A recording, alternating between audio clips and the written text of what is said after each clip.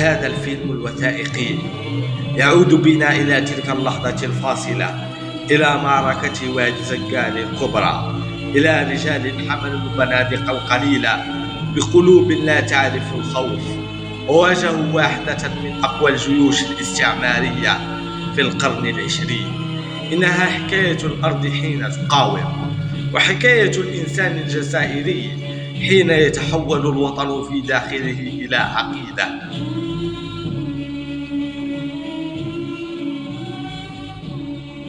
واد زنقان هو محطة من محطات مآثر الثورة بهذه الولاية التاريخية.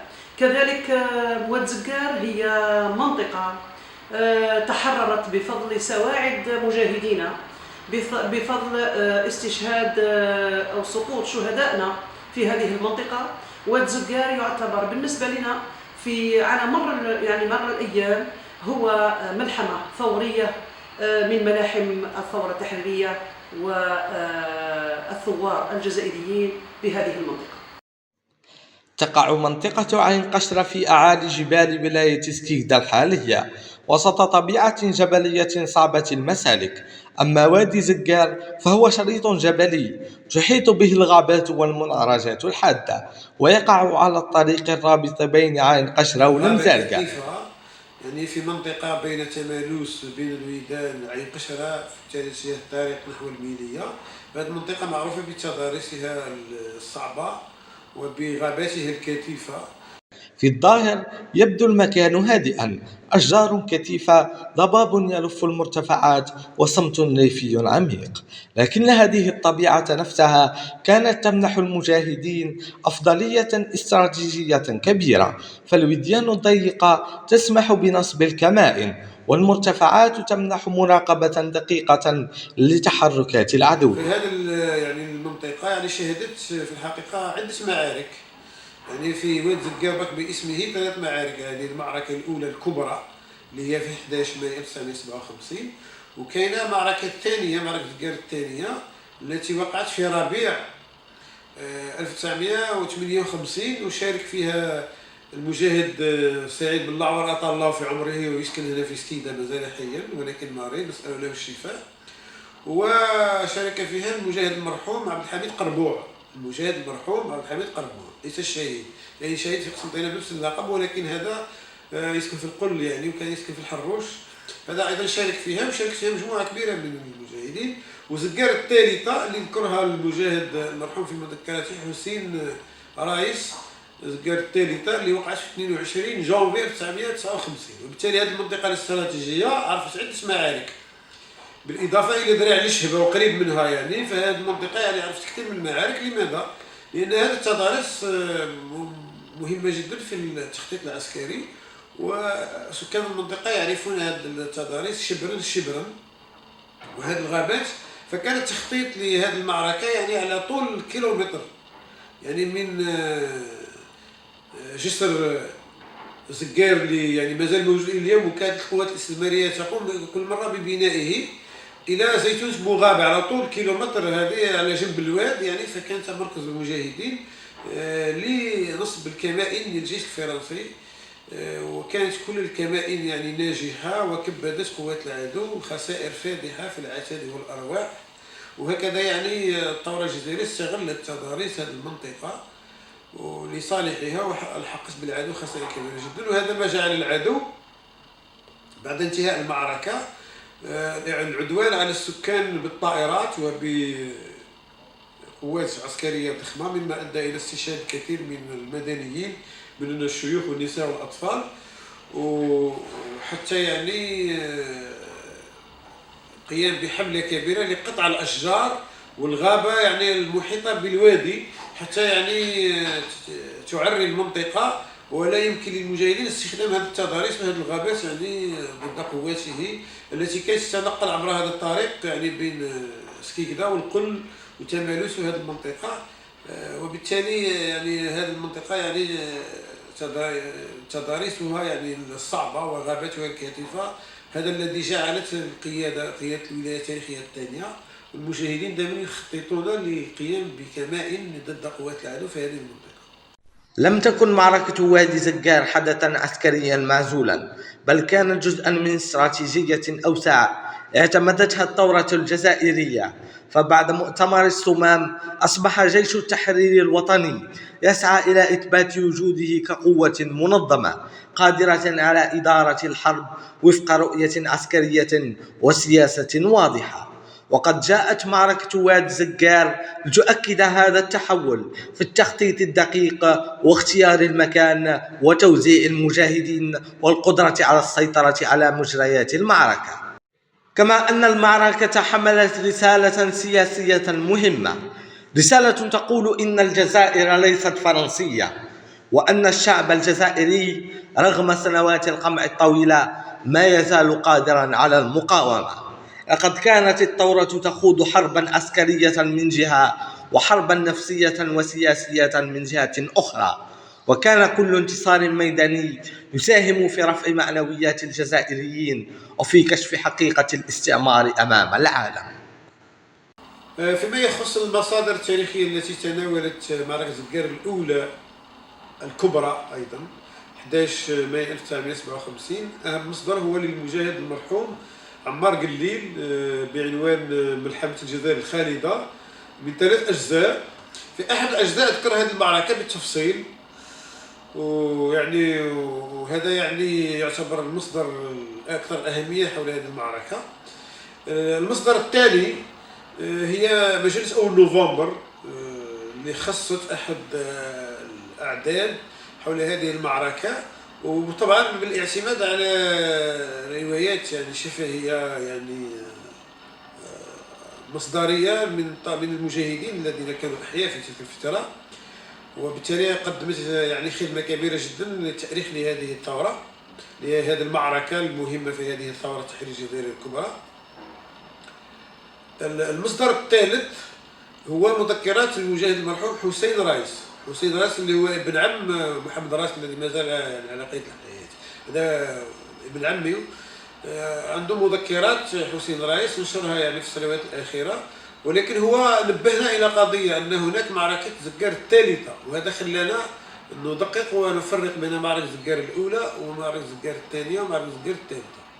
معركة زقار الأولى هذه 11 مايو 1957، بينما معركة زقار الثانية قلنا في ربيع 1958، في حين معركة زقار الثالثة اللي ذكرها حسين رايس في مذكراته هي 22 جوانفر 1959.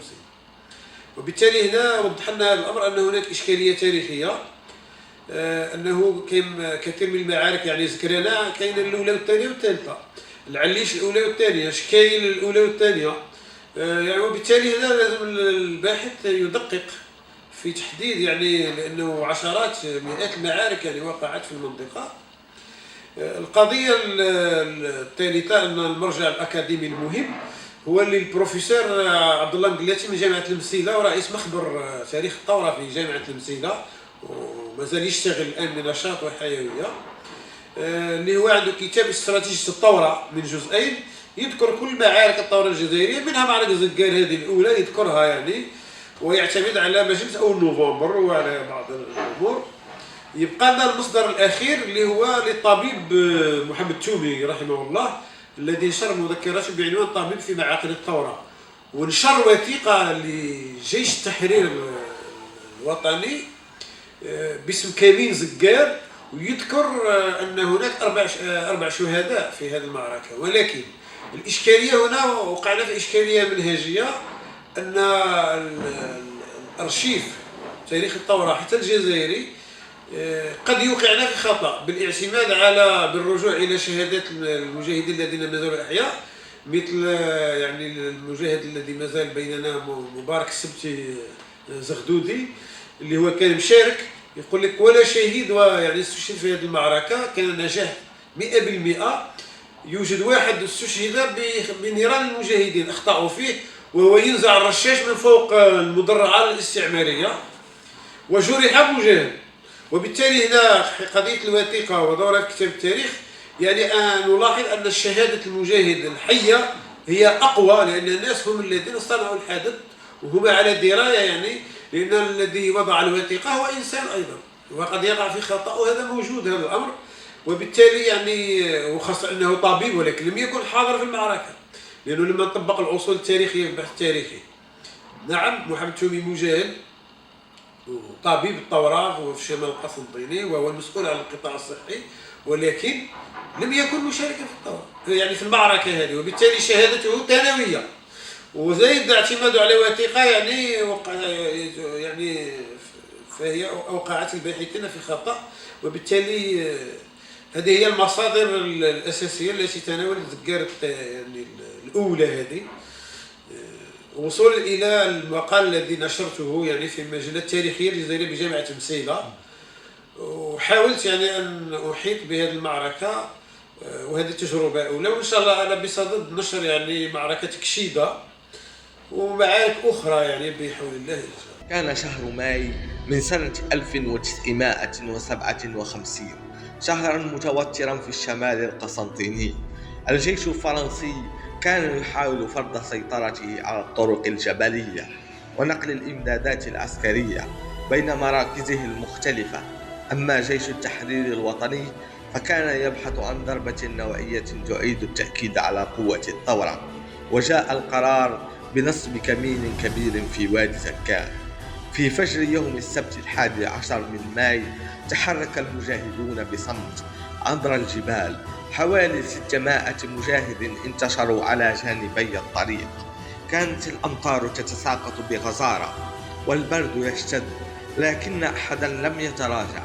من 4 صباحا أخذ الرجال مواقعهم، بعضهم خلف الصخور وبعضهم بين الأشجار وآخرون فوق المرتفعات يراقبون الطريق. هما خطوا له شارع تعدي الكونفة على الربعة العشوائي تجي الكونفة، وقداه الكاميو وقداه نشار.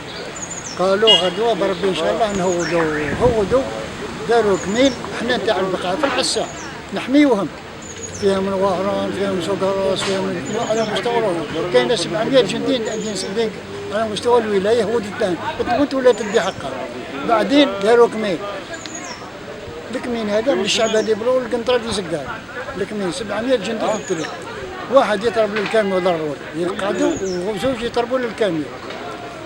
ساعة غير 10 فت الكمين، هما راحوا للقصر نتاع البطايون طلعوا للقصر وحنا ولينا البركون نتاع البقعة العسا. وبعدين حتى نقدروا الطريق شهر ما مشاتش، حتى نقدروا قلت ترى فرنسا شهر ما مشاتش الطريق. احنا السلاح اللي عندنا سلاح مينيتير حطيناها الكل في المواجهه الاولى تاع الكاميوات، واللي عندنا سلاح سيفيل وشويه ما هوش سلاح متطور ولا حاجه، هذاك نخليوه من بعد للهجوم باش بصح اللي ملاح هما اللي يضربوا بها الكاميوات. هي او عندنا الفانبار، عندنا الفانكار يقول عندنا الطراطه الله، عندنا لي فانبار، عندنا هذو كل عندنا واحد 5 6 بياسات هذو حطيناهم كل في المواجهه تاع هذيك. وهذوك اللي عندهم سلاح فردي، سلاح فردي هذاك بعد هم يجيو مع اصحاب السلاح هذاك لي طوماطيك ويهاجموا ويديروا السلاح. نعمه يعني من عند ربي باللي اكبر بلاصه هذيك اللي كنا ناشحين فيها وفرنسا ضيعت.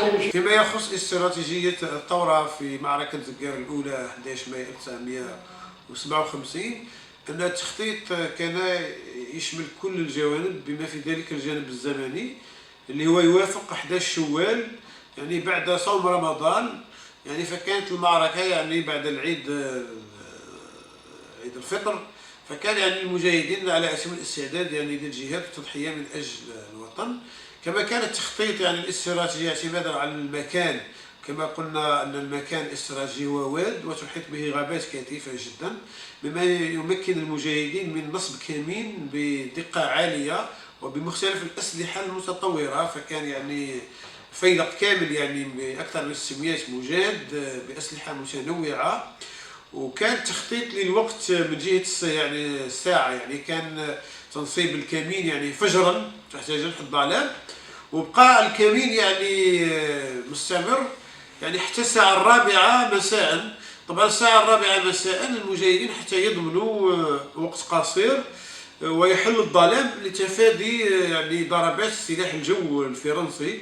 فكانت الثورة دائما تخطط المعارك مساء وليس صباحا، لأن دائما العدو يتفوق بقوته الجوية والمدفعية.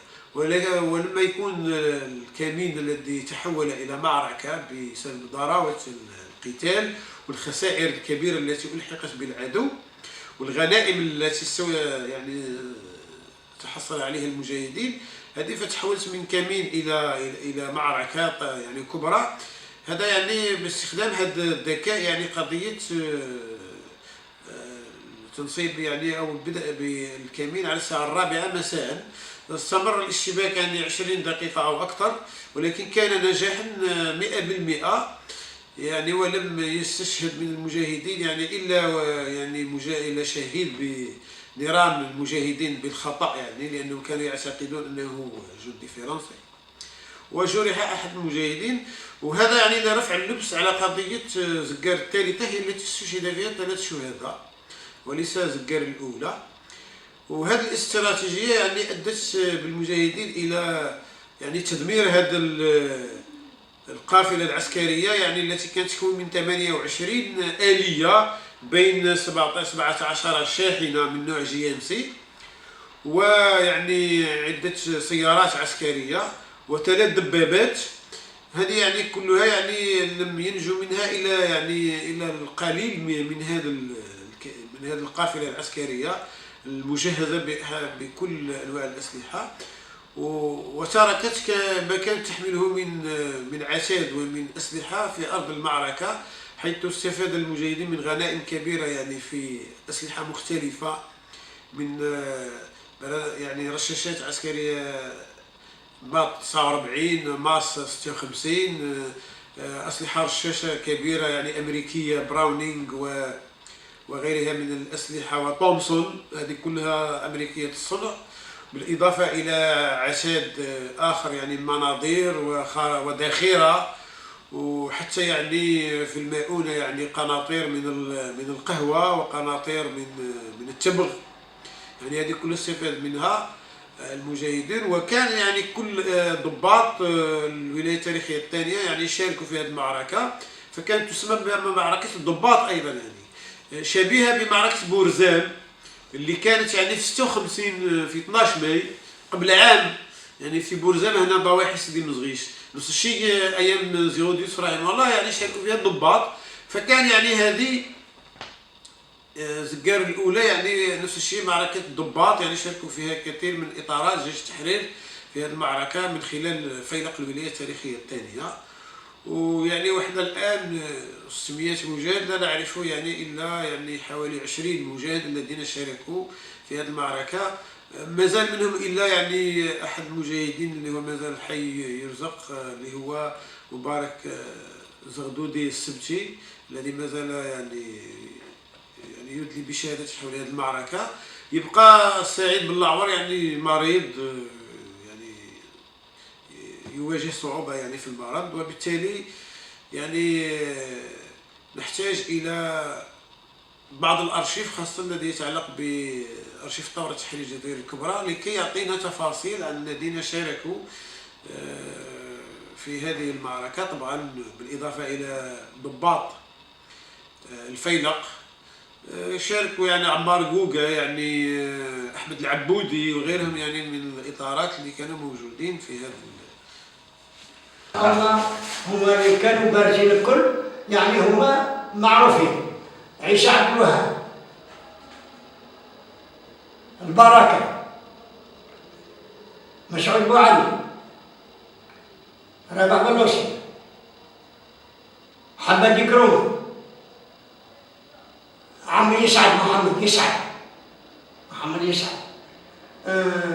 يعني كاين واحد معاك احمد الرقي، كاين الشطايبي، كاين هذو كل قادة تاع كل بلاصه القادة تاعها كانوا كل بارزين. هذو كل اخر اللي عنده الكومبانيه تاعو يسجلها. مقصوطه شنو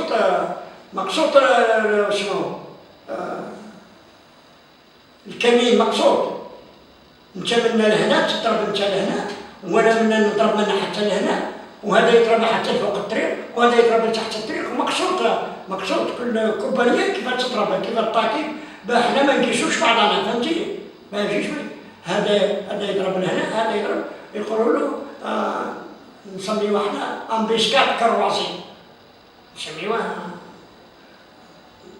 باش ما نقيسوش بعضنا لازم يكونوا مختلفين في الكمين مختلف هذا يضرب تحت الطريق وهذا يضرب فوق الطريق وبعد على بعضها هذه هي.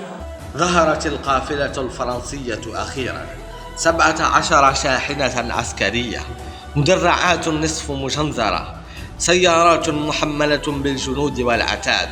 كانت القافلة تتحرك بثقة معتقدة أن الطريق آمن، لكن الوادي كان يخفي في صمته عاصفة كاملة.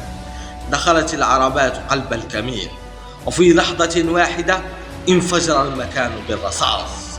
أطلقت قوات جيش التحرير نيرانها من الجانبين. مع انتهاء الاشتباك كانت القافلة الفرنسية قد تحولت إلى مشهد من الدخان والخراب.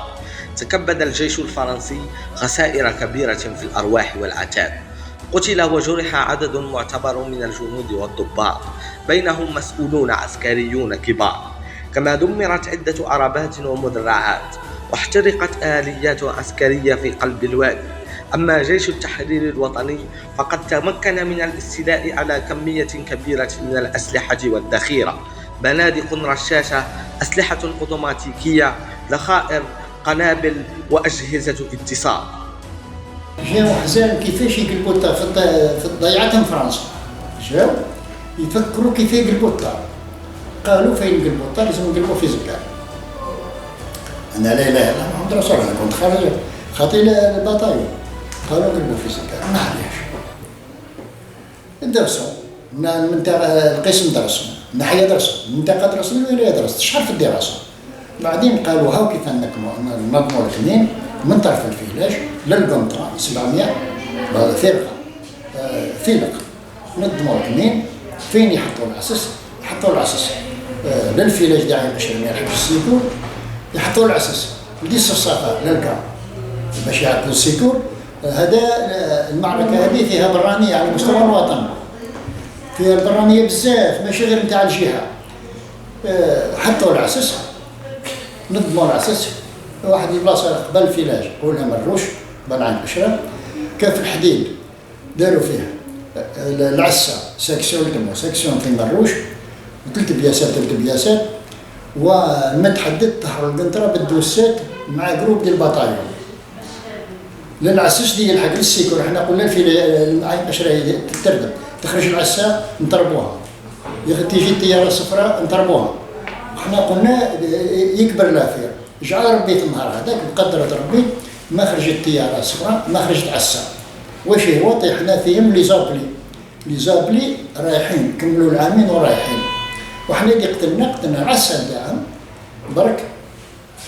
العسة نتاعهم حوالي 75 واحد الكونفا، العالم الله الكونفا 25 كاميرا 75 رقبة اللي نحينا لها سلاح وحرقنا الاشارات 25 كاميرا واشارات شي اللي كانت تحرق. بقدرة ربي ما كان لا طيارة لا عسة، كي يصيب حجرة وهزوا السلاح هذاك داوه الحجر مفروش والقصر وقسموه، قسمتو الولاية اللي تصرف على المعركة ما يشرف لها حتى واحد. بوبني دار صالح، كاين شفاد كومباني، كاين شفاد نتاع الفيلق بصح، كاين عبد الوهاب، كاين البركة، كاين بوعلي، كاين سي ربح الوصيف، هادو مسؤولين القيادة بصح دي تشرف عليه الولاية. طلعوه للقصر واحد البلاصة يقولوا القصر شرفوش قسموا السلاح. وحنا نتاع الجهة حاكمين العسس ديما مفكرين في الفرق، حاكمين العسس. الوقت انتهت المعركة كل واحد ولا بلاصتو، كي انتهت المعركة حنا ولينا لواحد البلاصة يقولها برقون.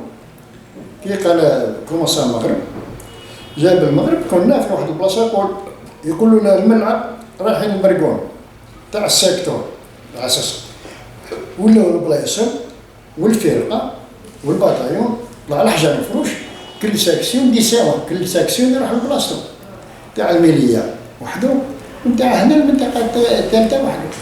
يعني بالتقريب عدد المجاهدين كل جيش تحرير كم عدد الكل؟ يا أخي يقول لك عندنا العداد ما يقدرش يملك حتى واحد العداد مهما مسؤول ما يقدرش يملك العداد. حنا فينا البريد، فينا القتال، فينا المراكزي، فينا بزاف. كل انسان قايم بمهمه تاع القتال وحدهم، ونتاع المراكز وحدهم، ونتاع المعلومات وحدهم. ما يقدر حتى واحد يملك العداد. لماذا؟ حنا كل انسان العمل نتاعو. انا كنت من القتالين حاكم الصفاح. حاكم الصفاح، والصفاح هذه واعره بزاف، كي تكثر فيها تكمل 3 شهور. كون ما يكونش عندك فكره وما تكونش قافز ما تكملش 3 شهور. بلاصه مكشوفه ما فيهاش الجبل غير هرقل والطرو، ولا كشفوكم بواحد البس دايما ربي. انا قلت لك لا 350 مجاهد وكلات كبانيه ديال القبائل بها بسلاحها، وفي واد سلسله 28 مجاهد صبحه واحده قتلتها فرنسا. بلاصه عريانه ما فيهاش روشي. إلا كشفتك فرنسا شهادة ربي ما عندك والو، يلزمك تكون ما تكشفكش ولا تكشفتي روحك. يكون ما تكونش دبلومي ما تكملش 3 شهور فيها. لأنه دي قلبوه السطيح يموت، دي قلبوه السطيح يموت، دي قلبوه التومين مات شحطة ربي يرحمه. كان في التومين حطوه زدار حسين يقولوا ربي يرحمه روح. ما كانش يدور العام الأخرى كملت هذا. كون ما تكونش دبلومي ما تقدرش واعره بزاف. بلاصه صعيبه يقولوا لها الصفاح، يقولوا لها سطيحه.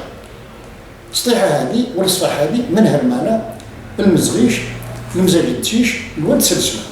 ما دارق الا بربي، ما عندك والو، لا كشوك روح. الاولى كنا في مشهد، في المعركه كمسات في مشهد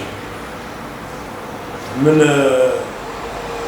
جا كروشينا، هي جات باتروي من الكام تاع العنصر،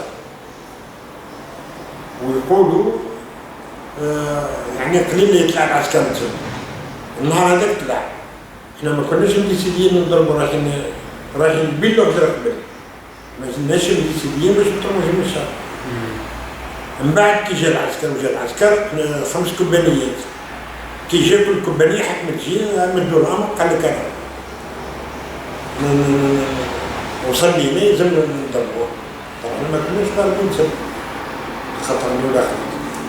كي وصل جا العسكر تحطت له كوبانيه من وكوبانيه من وكوبانيه جات من فوق. كي وصل لينا اللي فاصل ليها كوماسات المعركه. جماعه اللي منهم في الطرف اللي منهم اللي مسكلين مشتيا والباترويه اللي فيها واحد 160 ولا قدام. كان يعيشوا بزاف العسكر. من بعد كي كوماسات العسكر المعركه الجنود وصلوا لبعضها، كوبانيه تاع العسكر دخلت في النص، ووصلوا الجنود لبعضهم، والعسكر ما على بالوش، ما تقاسوش باللي احنا مسكلينه. كي سركلاوه هربوا. كاين واحد تما راح الديار يدير لك زينه يقص على زوج يدير بها البلانفو وحجره قدمناه يدير بها الحيط الشعب هذاك اللي تما.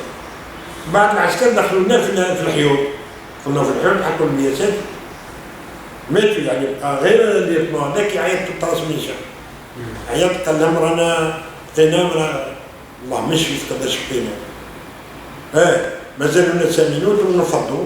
المهم بدا يعيط السيكون ويجي العسكر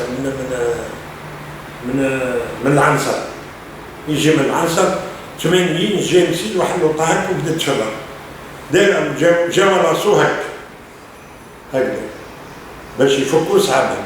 هو يعيط مازال يسمي مازال كذا نتاعنا يتصلت بالترانسميسيون بصح ما يقدرش خاطر كون يهضر يكابتيوه. كي كوماسات المعركه الجنود تلاقاو بعثاهم ديجا، ولا اللورا جا يهرب طاح اللي وراه ما عنده وين يهرب. كوماسات المعركه شو نقول لك المعركه اي رعد يرعد 160 وشغل. ثم العدد مجاهدين شحال؟ 600 وش 600 وش. والمكان اللي جرت فيه المعركه هذه واش من بلاصه مشهد. في مشهد في مشهد. وين جبت مشهد؟ ما نعرفهاش البلاصه، صح هي في مشهد بالليل. احنا كنا في مشهد بعد كي سلتنا العسكر جاي يفك على اصحابه. جاو من واش يقولوا كما سلطه. احنا حكمنا الجبل والعسكر تاع فرنسا جا في الوطن هذيك جا 80 جنسي وخرجوا. طلع واحد الكوماندا جي جبنا الفوق بارلير.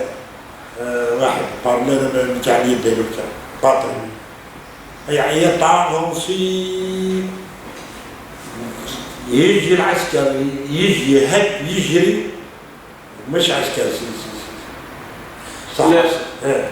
عدد المجاهدين قلتي حوالي 650. لا 650. والقيادة من كانت؟ قيادة شكون؟ سعود بوعلي وبنوسي. هادو المسؤولين تاع البطرية. الشيف كومباني كاينين اللي عبد الوهاب، البركة ربي يرحمه، المختار كاينين قطعة شكون. لكن الانتصار لم يكن ماديا فقط، لقد رفعت المعركة معنويات المجاهدين والسكان، وأثبتت أن الجيش الفرنسي رغم قوته الهائلة ليس جيشا لا يقهر في المقابل. حاولت السلطات الاستعمارية التقليل من حجم خسائرها كالعادة، لكن كانت البيانات العسكرية الفرنسية تخفي الأرقام الحقيقية حفاظاً على معنويات الجنود والرأي العام. مرت السنوات ورحل كثير من رجال الثورة، لكن معركة وادي زقار بقيت حية في الذاكرة الجماعية. لا تزال الجبال تحتفظ بصدى الرصاص، ولا تزال الطرق التي مرت منها القافلة الفرنسية تحمل آثار ذلك اليوم العظيم. ملحمة النار في كمين زقار، يا مبحرا في الورى مهلا لنا أثر. زقار مجد به الأجيال تفتخر.